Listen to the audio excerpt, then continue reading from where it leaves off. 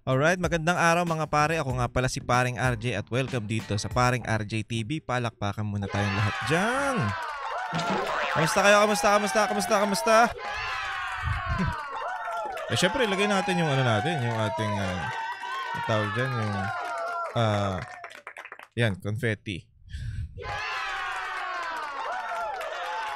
Anyway, ito nga pag-uusapan natin ngayon, itong si Claire Castro ay todo tanggol na naman sa kanyang amo na si Marcos. Grabe talaga tong aso na to.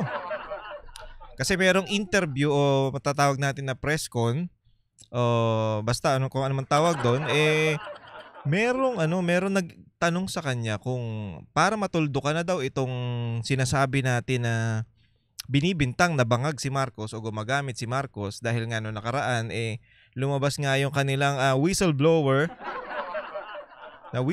na nag-whistle din. Alam niyo na ibig ko sabihin. Pero lumabas kasi yun nung nakaraan na binalik tong pulburon video. Ngayon, nagtataka yung mga tao, bakit binalik yan? Nakalimutan na natin yan di ba? Tapos eto pa ang malupit. Si Marcos, nag-i-speech, nagdudugo yung bibig. So baka nakagat lang nga naman o kung ano man yun, pero parang hindi Kasi kung nakagat niya, naaaray siya, di ba? Aray! Hindi niya nalasahan Bakit? Anyway, ito nga palang itong si Claire Castro na to, parang siga masyado talaga. Hindi ko alam dito sa na to kung bakit. Yung pagtatanggol niya kay Marcos, talagang kakaibang sobrang tindi na. Samantalang alam naman natin dati, ang ginagawa nito ay talagang banatan ng banatan si PBBM. Ngayon kinuha na siya ni PBBM, naku naman, syempre. Kahit nakitang-kita na ng mga Pilipino, kitang-kita na ng mga tao na sablay talaga nangyayari. Tanggol pa rin siya ng tanggol. Kung ikaw nga naman binabayaran, di umano, gagawin mo talaga lahat. Excuse me. Anyway, kita-kits tayo sa SMNI sa Monday Baka may oras kayo. 8 to 9 yan. Doon. Nandun tayo dyan. Kahit medyo naiilang pa tayo pero kaya natin yan.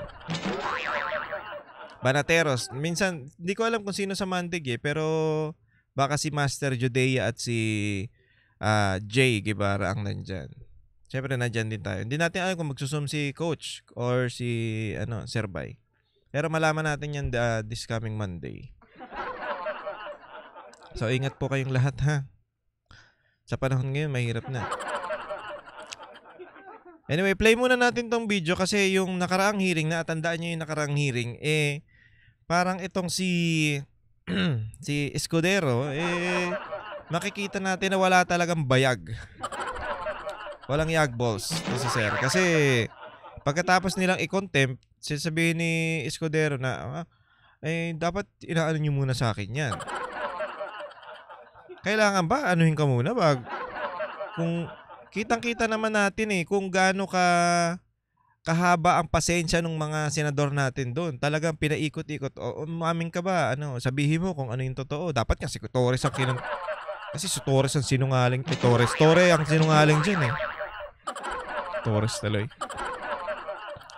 Diba? Si Torre ang pinakasinungaling. Paulit-ulit, tinatanong siya ni Senator Amy na, ano ba yan? Bakit ba hindi nyo masabi kung sino nag-utos? Turuan sila ng turuan. Dapat doon pa lang sa turuan nila contempt na kagad yun ayaw nyo umamin Contempt kayo sa akin. Hindi Ang siste nga daw, kaya nga daw sila aatin basta walang makontempt. Tapos, kitang-kita naman natin si Boying Rimulya, halatang halata Mahilig talaga sa areglo to si Sir Sir, yung tanong lang to yung anak mo ba nakuha mo sa areglo? Tsaka dapat wala ka dyan kasi tutuusin, Chief Justice ka pero yung anak mo, hindi mo mahaanuhan ng batas. Wala na yung issue na yun. Goodbye issue na. So yun nga, kinontempt nila tong si attorney Lacanilaw kasi nga siya ang mag-aano daw doon, kung hindi ako nagkakamali, siya daw ang i-implement doon o dadalhin dapat si Pangulong Duterte doon sa sa korte, hindi doon sa may Villamor. Sabi nito ni wala daw siyang alam. Hindi niya daw alam yun. Ikaw yung nakaano dyan ikaw yung inatasan dyan tapos wala kang alam. O yan, contempt siya. Etong si H.S. Escudero naman, umiepal. Napapaghalataan ka tuloy sir medyo ka wag namang hayaan mo lang sila dyan. Papaghalataan ka masyado na ka ni Lisa Marcos Nabata ka ni Lisa Di umano Kasi bakit dapat hinayaan mo na lang o kaya nag-usap-usap na lang kayo na sa susunod, wag na yung ganito kung paalam nyo muna sa akin kasi parang sinasabi niya na daw siya, parang ang lumalabas dito na nabastos daw siya. Sus. Puro ka ganyan. Talaga po tayo dito sa ating Senado ay hindi po dapat magsalita yan Parang nag-spoken poetry yung style niya, no? Pero magaling naman yan talaga si syempre abogado yan Kaya maalam. Ang problema na dadala siya dito sa sa style niya na ewan ko sino niyan, dikit niya ni Escudero. Nasasayang ka Lumalabas yung pagiging trapo mo. Anyway, play na natin tong video na to. Ito muna bago yung kay kay Claire Ewan ko kung di kayo mabwisit dyan. Yung iba dito napanood na yata yan So I think yung misunderstanding kasi nga when I talk to I actually talked to the Senate President.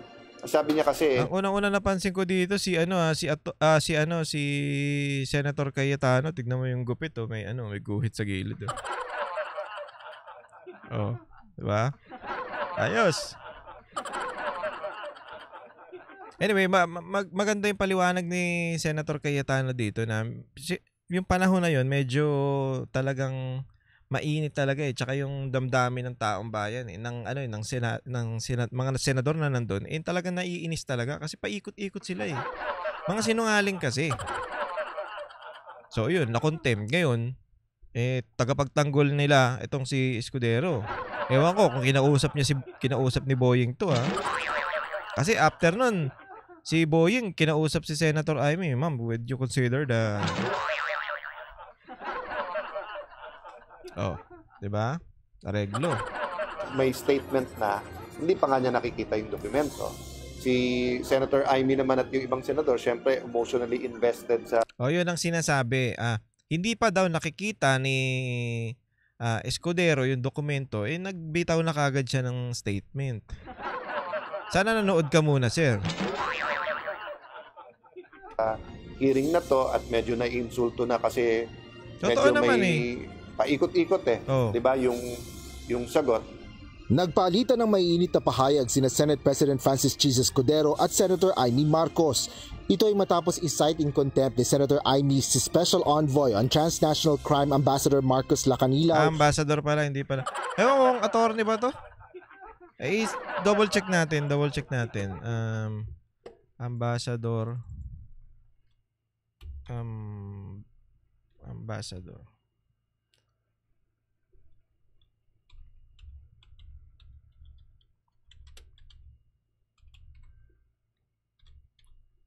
Lacanilaw. Ambassador Lacanilaw. Ano ba to? Attorney to, di ba? Lacanilaw. Ano tayo magkamali is?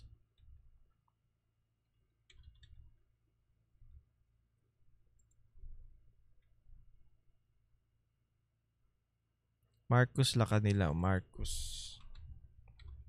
Wait lang.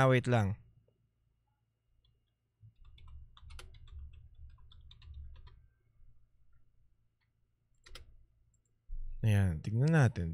Ambassador Ambassador Lacanilaw. Okay.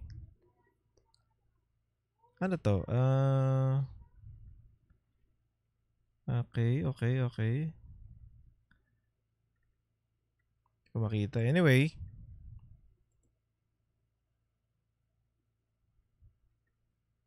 Ano to? Anyway, ano na natin yan? Basta ambassador pala siya. Kung attorney man siya, bahala na kayo mag-isip. Punsod umano ng mga pagsisinungaling nito sa isinagawang pagdinig kahapon hinggil sa nangyaring pag-aresto kay Kahapon, no, isang araw po ito, ha? dating Pangulong Rodrigo Duterte. Ngunit hindi agad pinirmahan ni Senate President Jesus Escudero ang contempt order at ipinag-utos na palayain ng ambassador matapos ang ilang oras na pagkadetine nito sa Senado. Sa opisyal na pahayag, Ito talaga si Escudero, medyo, ano ka sir, medyo napaghahalataan ka talaga ng matindi. Kasi, bakit ka magsasabi, sabi nito ni Cayetano ni Senator Cayetano na hindi ka pa nga daw nakikita yung dokumento o yung siguro hindi mo pa napapanood, nagbigay ka na ng statement na palayain. Bakit naman ganun? Sana ipinanood mo muna, panoorin mo muna yung mga nangyari doon, kung anong, kaya bakit na na cite in contempt yan, kasi nga paikot-ikot sinungaling. Hindi nagsasabi ng totoo. Oh. Kaya nila sinite in contempt yan. Ang nangyayari sa'yo, Escudero, pinalaya mo. Kaya naman pala malalakas ang loob ng mga yan kasi may nasasandalan. Hindi ko lang alam kung ikaw ang nasasandalan o ang sinasandalan mo ay si Lisa. So malakas nga naman talaga. Plus yung usapan pa nila na sana paatin sila pero walang makokontempt. Diba? Ang saya-saya. sinabi ni Senator Amy na dismayado siya sa naging aksyon ni Senator Talaga Escudero. naman Ayon pa sa presidential sister, dangerous o mapanganib ang desisyong ito ng tagapangulo ng Senado. Ayon naman kay Senador Alan Cayetano, nangyari na ito sa nagdaan kung saan hindi basta-bastaan niya pirma lang ng pirma ng Bakit dangerous? Siyempre, ang taong bayan, nagagalit na talaga sa nangyayari. Tapos ganito gagawin ni Escudero. Magagalit talaga sa'yo yung mga Pilipino kung ganyan ka ng ganyan. Lambot-lambot mo. So, parang mo lang sila, parang binigyan mo ng ano to, clown? Di pinagtatawanan ngayon yung dalawa, yung si Senator Bato tsaka si Senator Amy dahil sa ginawa mo. Nagsalita sila dun, cite in contempt, tapos papakawalan mo rin. Wow. Di ikaw na. pina o contempt order ang tagapangulo ng Senado. Ngayon, pagka indirect contempt naman, katulad niyan, yung sinasabi ng sisinungaling, ang procedure diyan kasi magbobotohan, and then hindi talaga, hindi ministerial, hindi ibig sabihin na forced ang Senate President pumirma. Kailangan niya munang makita, tignan yung, kaya nung araw, kung naalala nyo, madalas kami mag-focus basta't may iko-contempt. At kahit bago pakawalan, no? Paliwanag naman ni Senator Escudero, ang mga saksi na inaakusahan ng Kongreso na nagbibigay ng maling testimonya ay nararapat bigyan ng mahigpit na due process na hindi anya naibigay kay Lacanilaw bago ito idetine. Anong hindi? Paulit-ulit nang tinanong. Ano ka ba naman? O kung sa'yo, Escudero, paulit-ulit nga siyang tinanong Ang haba-haba nga nung Ano ba? Mr. Ambassador, eto ba o ano ba to? Paulit-ulit pinagbigyan siya ng pinagbigyan na magsabi ng totoo hindi. Di contempt tapos ikaw papakawalan mo.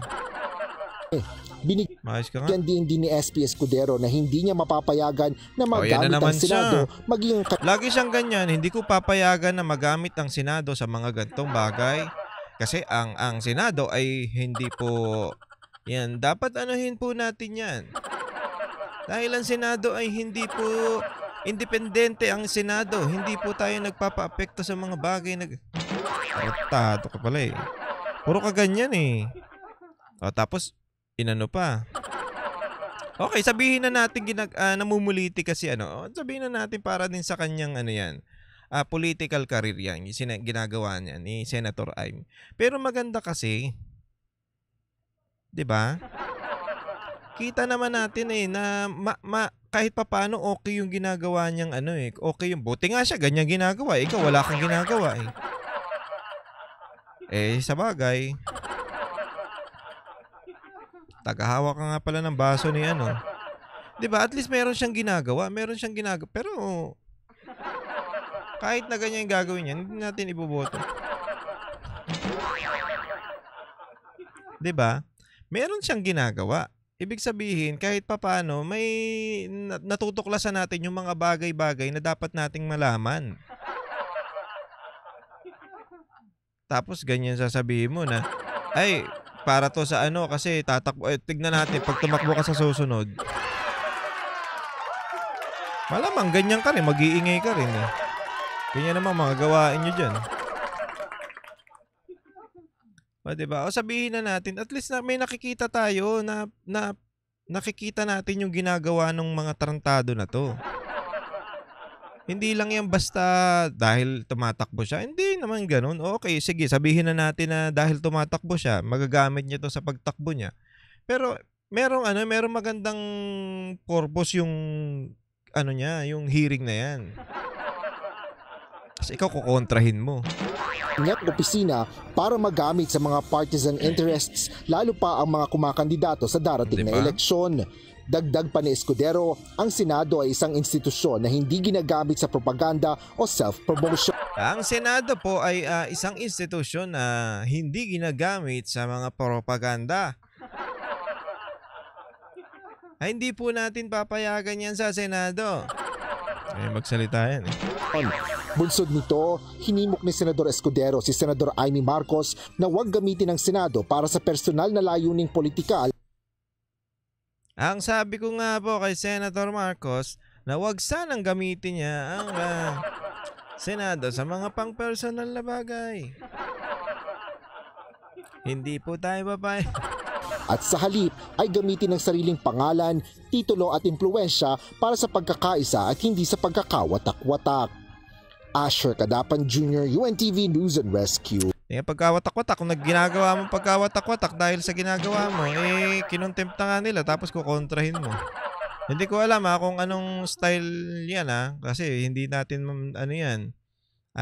Wala tayong masyadong knowledge patungkol dyan sa may contempt na yan. Pero kung ganyan ang kung pwede palang mas okay pa sa inyo yung camera. Hindi natin pinupuri yung camera.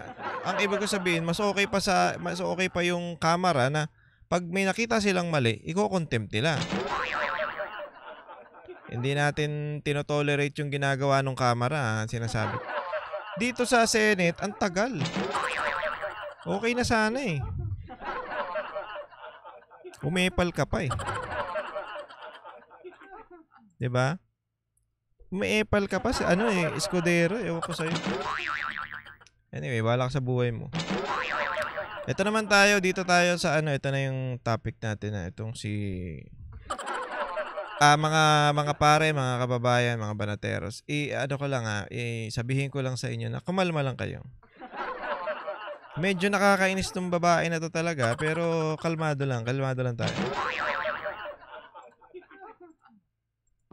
Balikan ko lang po yun dun sa di umano'y pulveron na video ni Pangulong Marcos. Sabi niyo po kanina ay Taray ni Madam, no? Mga tindigan, may feeling talaga eh. Naimbestigahan na yan, pero biglang iimbestigahan pa ng DOJ at NBI. At napatunayan na po na ito ay fake doon po sa isinagawang pagsusuri from yung Indian company. Wala po bang plano ang Malacanang, especially ang Pangulong Marcos, na magpa-hair follicle test na siyang hinihingi po para matuldukan na itong issue po ng di umano'y paggamit ng ipinagbabawal na gamot ng ating Pangulo? Okay, eto first ang tanong ni ate dito, may pwede ba na magpa-hair follicle na si Marcos para matuldukan na yung mga binibintang sa kanya? Ang ganda, di ba? Kasi naman, tapos sasagutin to ni Claire Castro na ano daw, bakit ano, sino ba yung nanghihingi? Gumaganon. O, ako nang hihingi, ate. O, ako yung gustong humingi ng hair follicle ni Marcos. Kasi taong bayan nga daw. Taong bayan, halos lahat naman ng sigaw ganyan eh. Bulag ka ba? Ngayon, bakit hindi nyo, bakit magpapalusot ka pa? 'Di ba?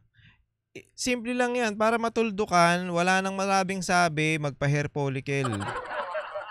Kung wala kayong tinatago, gagawin nyo 'yan. Sino po Ang problema, meron ba ang humihingi? Oh, sino po ba ang humihingi? Ako humihingi, te. Oh. Ako humihingi. Taong bayan. Tsaka ito pa, paano natin pagkakatiwalaan yung presidente kung may issue na bagay, hindi naman talaga tiwa-tiwala. 'Di ba? Paano maglilingkod sa bayan? Isa pa, ito yung presidente, yun ang pinakamataas na namumuno sa Pilipinas. Siya yung head. Paano tayo makakampante kung may issue siya ng ganyan? Tapos ayaw magpa-drug test. Wow. Marami po sa ating mga kababayan Ngayon, babarahin niya yan. Sa social media na Sino yun? nag-react dito Specific. po sa ipinapalabas na video na ito. Actually, parang Tapos idinidiin niya pa tong reporter na, sige, ikaw na lang ang i-represent natin na ikaw ang nanghihingi. Gaganon niya pa, ang yabang to eh. Ikaw, nagtatanong sa'yo ng maayos, tapos gaganyanin mo, tapos, sige, sabihin na natin ikaw ang nanghihingi. Kupal din eh. na-die down na po ito before dahil nga sasabi nga na Malacanang it's a fake. Pero biglang nabuhay after po nung ginagawang investigasyon mismo ng Kongreso, ng Kamara. Kaya po muling lumabas itong video na ito. And sabi nga po nung vlogger na si Miss Pebbles Cunanan ay si Attorney Harry Roque, yung mastermind nitong video. Pero inamin naman ni Miss Maharlika, yung another vlogger, na parang siya yung nagbigay lang kay Attorney Roque. Kaya ang tanong ko po, sabi niya sa diba? social media hinihingi. Sino po in particular ang masasabi niyo sa akin na humihingi ng ganitong klaseng pag-test? Kami, mga banateros, humihingi. Okay na ba yon? Baka okay na yon. Ngayon, ibigay nyo. Simple lang naman yun eh. Paano nyo? Kung hinihingi ng taong bayan na nagluklok sa presidente, kung hinihingi ng taong bayan yung drug test na yan, ibigay nyo. Hindi nyo maibigay, malaking problema nga naman yan. Meron tayong tinatagong matindi. Ang atin pong mga kababayan na Sino yun? Yusek, Kung pwede napanood po niyo po, sigurong ikaw na po ba? Tignan mo ang bastos eh. Ikaw na po ba? Batuhin ko to eh. Ikaw na po? Piloso po eh. Tanga-tanga. Talagang binabarag niya para hindi... Kasi wala siyang maisagot eh. sige po, Ikaw po ang humihingi? Okay. pero po masabi lang ninyo na mayroong humihingi. Pero marami po sa social media po kayo ay nagbabasa po. Para tayo ay mahingi. Para lang tayo mahingi. Tapos tawa siya.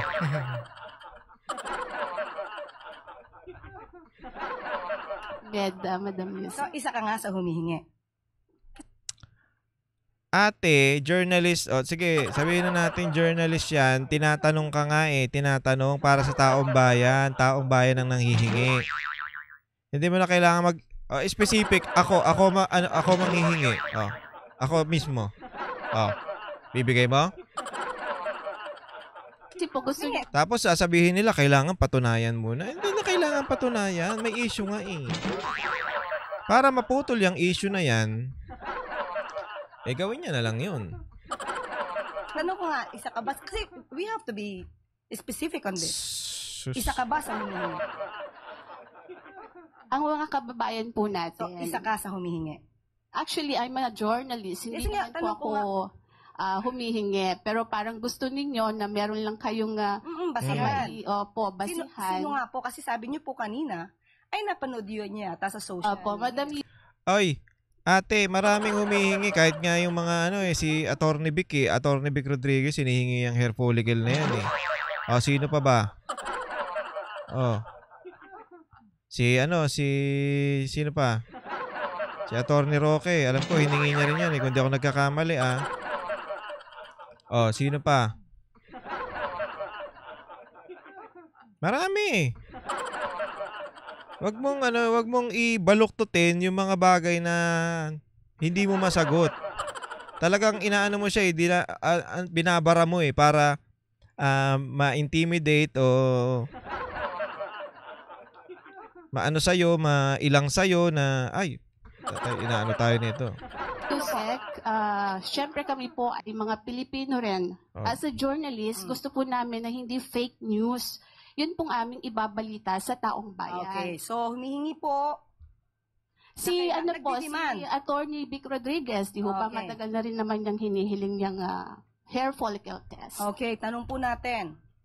Ano po ba ang basihan para sa paghingi at i-demand sa Pangulo ang isang hair follicle test? Okay, unang-una, ang basihan ay sinabi yan ni Pangulong Duterte noon. Pangalawa, ngiwi-ngiwi. Pangalawa na yun Pangatlo, yung ilong niya nakita doon sa may white something. Tapos ito pang yung video na siya. Okay. Ang dami na. Isa pa, nagdugo yung gilagid niya. Okay, ano pa bang gusto mo?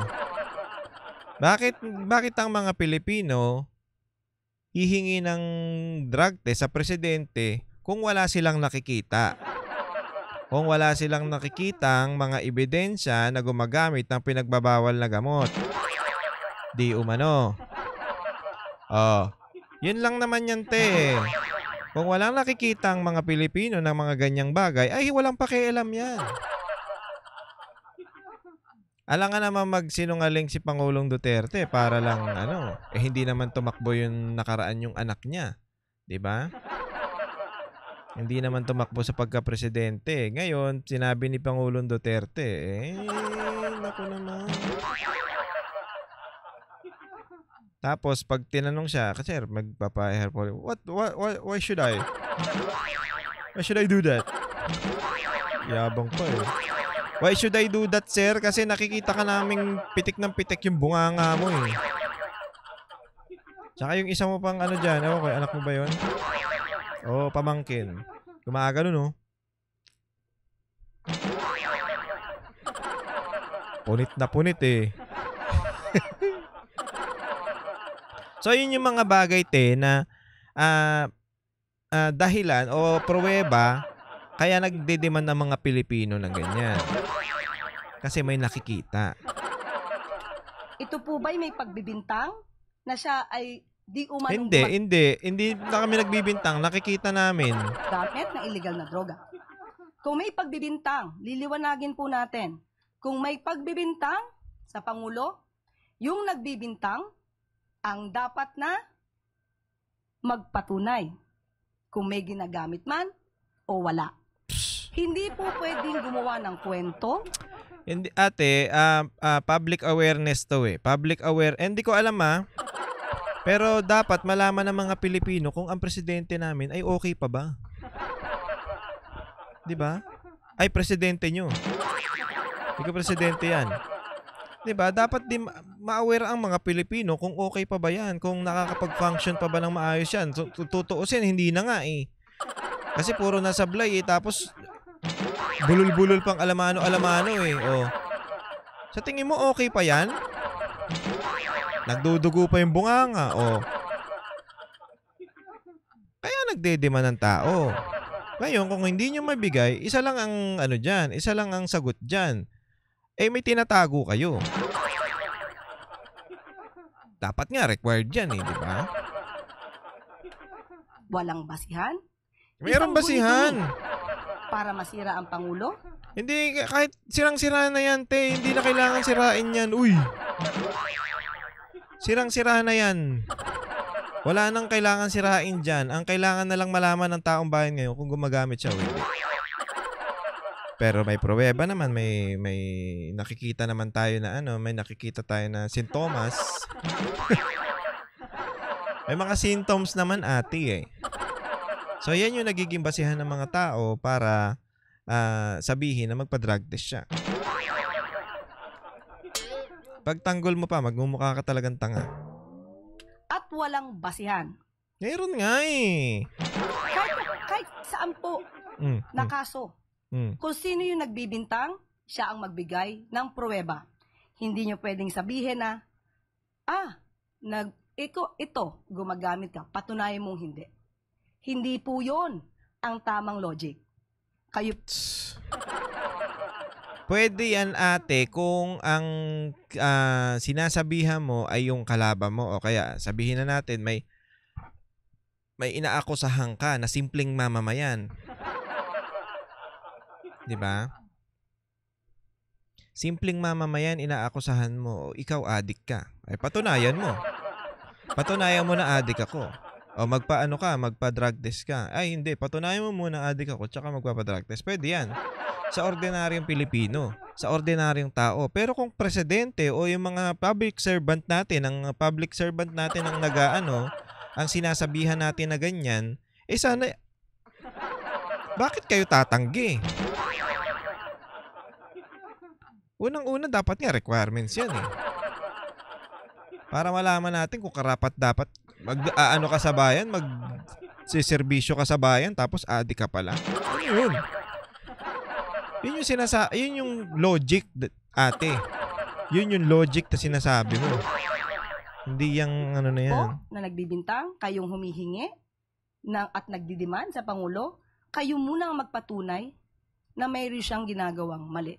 Kapag wala po kayo napatunayan, wala po kayong karapatan humingi sa Pangulo ng anumang demand patungkol sa hair follicle test. Wala talaga. Kahit anong natin, pagtatanggol niya talaga yan kasi amo niya yan. Kahit huling-huli na, kahit kitang-kita na, hindi lang sa Pilipinas, kundi sa buong mundo, ang sablay na presidente,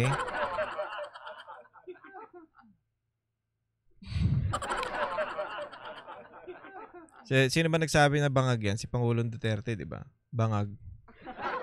Kitang-kita na naman natin yung galawan niya. Bangag talaga. Nguya ng nguya. Meron pa isang sekretaryo, babae yun. Ganon din eh. Ewan ko kung... Hindi natin alam kung sino yun Nakita lang natin. So yung mga ganyang bagay, ate, kailangan yan kasi para sa public awareness nga ng mga Pilipino. Kasi presidente yan, hindi kailangan mo pang patunayan. Ay nako, aabot pa tayo baka wala na yan. Ibig sabihin baka wala na, iba yung iniisip niya. Baka wala na siya sa posisyon, hindi pa natin na yung pag-hair follicle yan dahil dun sa mga patunay na sinasabi natin o sinasabi mo Yung mga na lang, yung mga sintomas na lang, patunay na yun Para magkaroon ulit ng tiwala. Ewan ko wala na. Wala na sigurong tiwala ang taong bayan hanggat hindi Kayo mga Pilipino, sana wag tayo isipin nyo muna yung iboboto nyo. Wag nyo iboto yung mga nandyan. Hindi nga Hindi ko naman sinasabing yung mga kasama niya adik hindi. Siya lang. Pero kung hindi drug test siya ng hair follicle, bakit tayo magtitiwala sa kanyang iboto yung mga ina-endorse niya? Ganun lang yun. Inano niya nga si unang-una, si Pastor Kibuloy, di ba? Hinayaan niya yun. Kung tutuusin, presidente siya Kung ano yun, kung hawak niya ang pulis, alam ko hawak niya ang pulis Kung talagang mali, nakita niyang mali o talagang mali yung ginagawa ng mga pulis na yun, may boses siya na paalisin yung mga yun. Presidente ka, sir. Anong ginawa niya? Wala siyang ginawa. Tapos kiniklaim ng mga animal, achievement daw yung pagkahuli kay Pastor Kibuloy. Hindi naman nahuli. Sumuko yun Yan si Abalos. Tsaka si Torre, nahuli daw nila. Tapos ngayon naman, impeach nila si BP Sara. Tapos ngayon, pinaano nila si Pangulong Duterte. Nung ko sa inyo. Magtitiis pa tayo ng mga 3 years pa. 3 years. Pero sana, hindi na tayo mabot ng 3 years. Maano na to si Marcos. Mapababa na to. Kung sinong dapat ma-impeach, ito talagang dapat ma-impeach. Marcos. Sa totoo lang. Doon pa lang sa ginawa niya sa doon pa lang sa ginawa niya sa tawag dito sa KOJC, 'di ba? Yung nangyari sa KOJC, doon pa lang ka-impeach na to. Hinayaan niya yun. Siya nagyata ang mastermind Simbahan yun. Hindi mo pwedeng pasukin ng basta-basta, pinasok ng mga pulis. Okay. Next naman, si Pangulong Duterte. Talagang dapat ma-impeach na to. Kung ako lang may kapangyarihan, impeach ka. Pasok, BP Sara. Diba? May pag-asa pang sa nalalabing 2 taon, 3 taon. Baka may pag-asa pa kung makaupo na si BP Sara. Diba?